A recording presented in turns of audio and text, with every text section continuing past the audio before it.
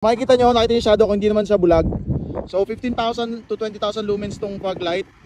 Tapos ito naman is 20,000 lumens. So yan, napaka-solid yan si Lux LED PH. Good day mga bunso, dito po tayo ngayon sa dilim. So tingnan natin yung ilaw na kinabit sa atin ni Lux LED PH. Naka-park light lang naman ako. Ito ngayon yung current state ng sasakyan ko. Yan, park light. Try natin open ngayon yung low beam. Yan. So sobrang liwanag niya kasi 20,000 lumens na yan. So patayin ulit natin. Fog light. Yan, napakagandang fog light, di ba?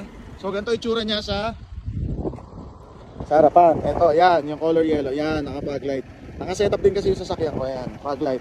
Tapos try natin buksan together.